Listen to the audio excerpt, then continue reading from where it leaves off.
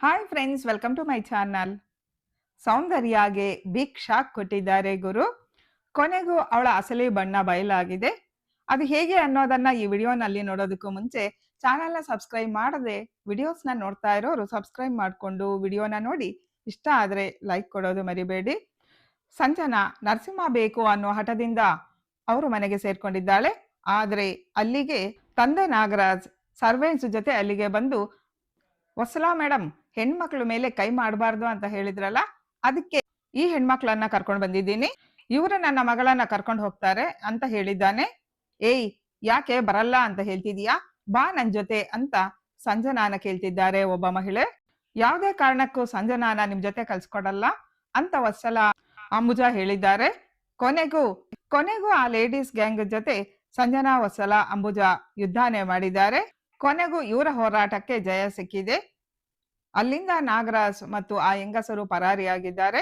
ನರಸಿಂಹನ ಮೇಲೆ ಪ್ರೀತಿ ಬೆಳೆಸ್ಕೊಂಡ ಸಂಜನಾ, ನೀನು ನನ್ನ ಹೆಂಡತಿ ಅಂತ ಒಪ್ಕೊಳ್ಳೋವರೆಗೂ ಇಲ್ಲೇ ಟೆಂಟ್ ಹಾಕೊಂಡಿರ್ತೀನಿ ಅಂತ ಮನೆ ಮುಂದೆ ಟೆಂಟ್ ಹಾಕೊಂಡು ಇದ್ದಾಳೆ. ನರಸಿಂಹ, ಹೇಗಿದೆ ನನ್ನ ಟೆಂಟ್ ಹೌಸ್? ಬೇಕಿದ್ರೆ ನಾವಿಬ್ರು ಇಲ್ಲೇ ಇರ್ಬೋದು. ಮಾವಿನಕಾಯಿ ಚಟ್ನಿ, ಅನ್ನ ರೆಡಿ ಮಾಡ್ತೀನಿ ನೋಡು, ಅಲ್ಲಿ ಹೊಲೆ ಮೇಲೆ ಅನ್ನ ಇಟ್ಟಿದ್ದೀನಿ, ಇರು ಬೆಂದಿದೆಯೋ ಇಲ್ವೋ ನೋಡ್ತೀನಿ ಅಂತ ಹೇಳಿದ ಸಂಜನಾ ಬಿಸಿ ಪ್ಲೇಟ್ ಅನ್ನು ಮುಟ್ಟಿ ಕೈಗೆ ಗಾಯ ಮಾಡ್ಕೊಂಡಿದ್ದಾಳೆ. ಅಬ್ಬ, ಉರಿ ಉರಿ ಅಂತ ಕಿರಿಸ್ತಾ ಇದ್ದ ಸಂಜನಾ ಹತ್ರ ವತ್ಸಲ ಓಡಿ ಬಂದಿದ್ದಾಳೆ. ನರಸಿಂಹ, ಹಾಗೆ ನೋಡ್ತಾ ನಿಂತಿದ್ದೀಯಲ್ಲ, ಪಾಪ ನೋಡು, ಅವಳ ಕೈಗೆ ಗಾಯ ಆಗಿದೆ ಅಂತ ಹೇಳಿದ್ದಾಳೆ. ಅವಳು ಬರೀ ನಾಟಕ ಮಾಡ್ತಿದ್ದಾಳಮ್ಮ, ನೀನು ಒಳಗಡೆ ಹೋಗು ಅಂತ ಗದರಿದ್ದಾನೆ ನರಸಿಂಹ. ಆಗ ವತ್ಸಲ ಮನೆ ಒಳಗಡೆ ಹೋಗಿದ್ದಾಳೆ. ಇದು ಬರೀ ಕೈಗೆ ಆಗಿರೋ ಗಾಯ, ಮೈ ಎಲ್ಲ ಗಾಯ ಆದ್ರೂ ನನ್ನ ನಿರ್ಧಾರ ಬದಲಾಗಲ್ಲ ನರಸಿಂಹ. ಇಷ್ಟೆಲ್ಲ ಆದ್ರೂ ನನ್ನ ಮೇಲೆ ನಿನಗೆ ಕರುಣೆ ಬಂದಿಲ್ವಾ? ನೋಡ್ತಾ ಇರು, ರಾತ್ರಿ ನಿನ್ನ ರೂಮ್ಗೆ ಬರ್ತೀನಿ, ನೀನು ನನ್ನ ಒಪ್ಕೊಳ್ಳೋವರೆಗೂ ಬಿಡಲ್ಲ.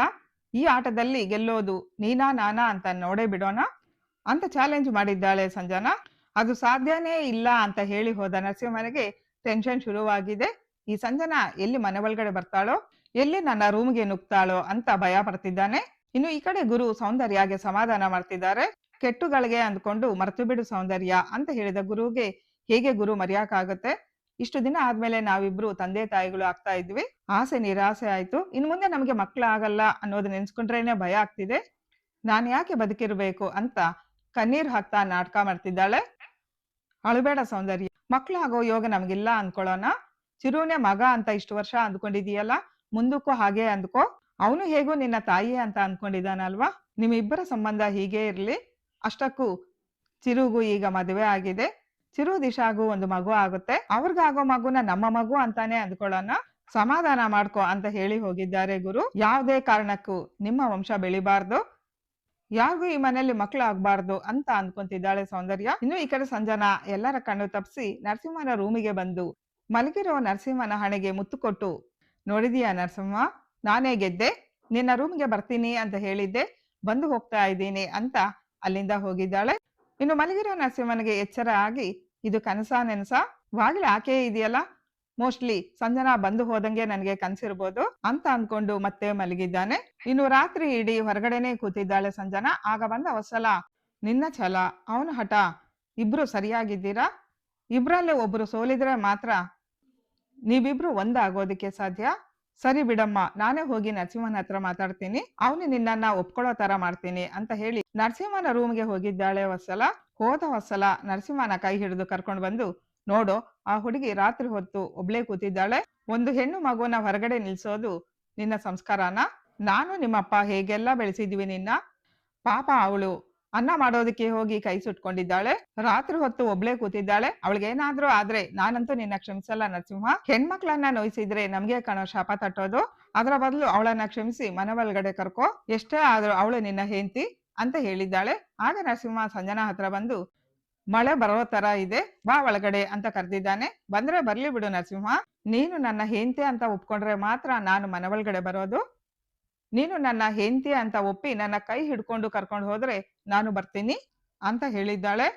ಅಮ್ಮನ ಮಾತಿಗೆ ಬೆಲೆ ಕೊಟ್ಟು ನಿನ್ನ ಮನೆ ಒಳಗಡೆ ಕರ್ಕೊಂಡು ಹೋಗ್ತಿದ್ದೀನಿ, ಆದ್ರೆ ಯಾವುದೇ ಕಾರಣಕ್ಕೂ ನಿನ್ನ ಹೆಂಡತಿ ಅಂತ ಒಪ್ಕೊಳ್ಳಲ್ಲ.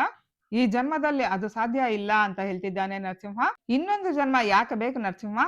ಇದೇ ಜನ್ಮದಲ್ಲಿ ನೀನು ನನ್ನ ಹೆಂಡತಿ ಅಂತ ಒಪ್ಕೊಳ್ತೀಯಾ? ನಿನ್ನ ಮನಸ್ಸಿನಲ್ಲಿ ನನಗೆ ಜಾಗ ಕೊಡ್ತೀಯಾ?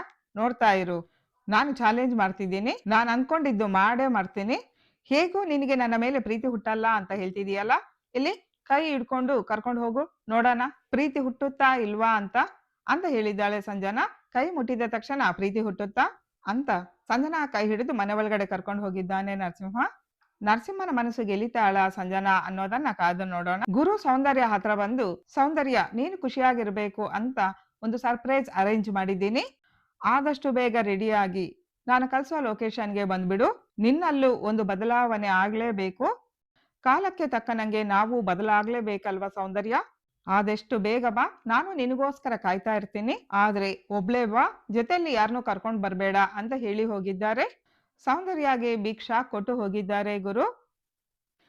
ಗುರು ಏನ್ ಸರ್ಪ್ರೈಸ್ ಕೊಡ್ತಿದ್ದಾರೆ, ಏನ್ ಮಾಡೋದಕ್ಕೆ ಹೊರಟಿ, ನನ್ನ ಸತ್ಯಗಳು ಏನಾದ್ರೂ ಗುರುಗೆ ಗೊತ್ತಾಗಿದ್ಯಾ ಅನ್ನೋ ಟೆನ್ಷನ್ ನಲ್ಲಿ ಸೌಂದರ್ಯ ಇದ್ದಾಳೆ. ಹೌದು, ಸೌಂದರ್ಯ ರಹಸ್ಯಗಳು ಈಗ ಗುರುಗೆ ಗೊತ್ತಾಗಿದೆ. ರೋಚಕ ತಿರುವಿನೊಂದಿಗೆ ಅದನ್ನ ಬಯಲು ಮಾಡಲಿದ್ದಾರೆ. ಅವಳ ಮುಖವಾಡ ಕಳಚಲಿದೆ. ಮತ್ತಿಷ್ಟು ವಿವರಗಳನ್ನ ಮುಂದುವರೆದ ಭಾಗವನ್ನ ಮತ್ತೊಂದು ವಿಡಿಯೋನಲ್ಲಿ ನೋಡೋಣ. Thanks for watching. Bye friends.